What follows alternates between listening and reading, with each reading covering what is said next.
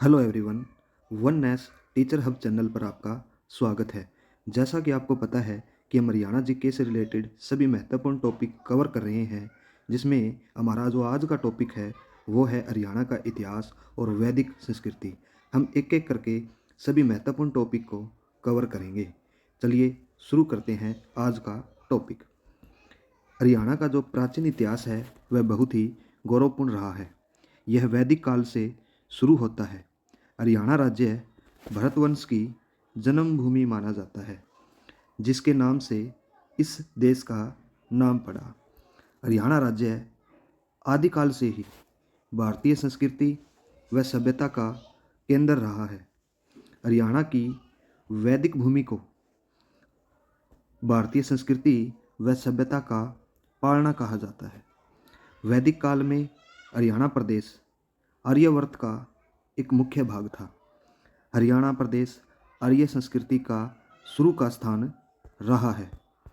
हरियाणा में चित्रित दूषण संस्कृति जो आर्यों की संस्कृति थी, लगभग 300 शतकों का पता चला है। वैदिक काल में हरियाणा को सप्त सिंधु के नाम से जाना जाता था। दुष्यंत का पुत्र अपनी राजधानी हस्तिनापुर ले गया। उत्तर वैदिक काल में हरियाणा में पांडवों ने राजसूय यज्ञ किया था।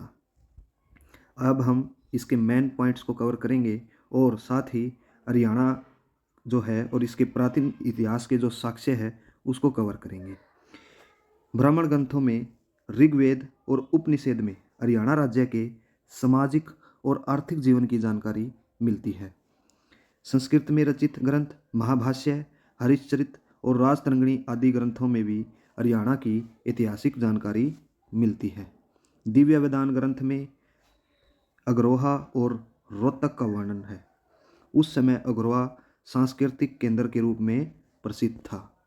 हरियाणा में अब तक ऐतिहासिक महत्व के 3 दर्जन से अधिक शिला अभिलेख प्राप्त हुए हैं, जिनमें सबसे महत्वपूर्ण अभिलेख अम्बाड़ा के निकट टोपरा, जो वर्तमान यमुनानगर से में पड़ता है, प्राप्त अशोककालीन स्तंभ है। 11वीं सदी में चौहान राजा विग्रहराज चतुर्थ के यहाँ पर 3 अभिलेख मिले हैं, जो टोपरा के स्तंभ पर अंकित है, जिसमें मलेच्छों पर विग्रहराज की विजय के संबंध में जानकारी मिलती है। टोपरा अभिलेख को फिरोज शाह तुगलक ने दिल्ली मंगवाकर उसे पुराने किले में स्थापित करवाया था। हिसार के गुजरी महल में एक स्तंभ पर 8 अभिलेख हैं, जो 8 जगहों से आने वाले भगतों की जानकारी देते हैं। राज्य से मिले अशोक के कुल अभिलेखों की जो संख्या है वो 33 है। पेहोवा से प्राप्त 9वीं सदी में रचित भोजदेव का अभिलेख प्राप्त हुआ है, जिसमें हरियाणा के बारे में जानकारी मिलती है। 12 खड़ी में लिखित अवशेष जगाधरी के पास शुद्ध स्थान से मिला है। 3री और 4थी सदी के 2 अभिलेख तोसाम से मिले हैं। क्रोष्टी लिपि में लिखित अभिलेख करनाल से मिला है। पृथ्वीराज द्वितीय का अभिलेख झांसी से प्राप्त हुआ है। अग्रोहा से प्राप्त अभिलेख, जिसमें संगीत के 7 स्वरों का अंकन है, ये अग्रोहा से मिला है और अग्रोहा हिसार में पड़ता है। एक अभिलेख लाओस देश से मिला है, जहाँ के राजा देवका ने कुरुक्षेत्र की महिमा लिखी है। अब हम हरियाणा के प्राचीन अवशेष जो जहाँ से प्राप्त हुए हैं उनके बारे में पढ़ेंगे। मौर्यकालीन जो स्तूप है, जो अवशेष है, वो है हिसार और फतेहाबाद में मिला है। और हड़प्पा सभ्यता से पहले के जो अवशेष हैं वो कुणाल और फतेहाबाद में मिले हैं। जो कुणाल है ये फतेहाबाद में पड़ता है। हड़प्पा सभ्यता के अवशेष है ये भिवानी में मिले हैं। कुषाण कालीन सोने व तांबे के जो सिक्के हैं वो मित्ताथल में मिले हैं।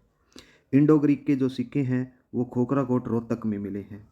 सिक्के ढालने के जो सांचे हैं वो खोखरा कोट और औरंगाबाद में साक्ष्य इसके मिलते हैं।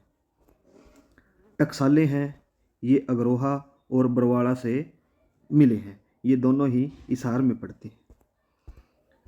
समुद्रगुप्त के जो सिक्के हैं वो मिथ्याथल भिवानी में मिले हैं। गुप्तकालीन जो मुद्राएं हैं वो रोहतक में मिली हैं। हर्षकालीन जो ताम्र मुद्राएं हैं वो सोनीपत से मिली हैं। यक्ष यक्षिणी की जो मूर्तियां हैं वो पलवल से मिली हैं। बलराम की मूर्ति है वो ऐस्थल बोहर जो रोहतक में पड़ता है वो वहाँ से मिली है। गुर्जर प्रतिहार जो अभिलेख है वो पेहोवा और में मिला है। पेहोवा है कुरुक्षेत्र में पड़ता है। रामायण श्लोकित जो फलक है वो नचारखेड़ा भिवानी में मिली और मिट्टी की जो मोहरें हैं वो दौलतपुर में मिली है। आई होप आपको ये वीडियो बहुत अच्छी लगी होगी। अगर आपको ये वीडियो अच्छी लगी है तो इसको लाइक एंड सब्सक्राइब करें और आगे से इसको शेयर करें। Thank you. Have a nice day.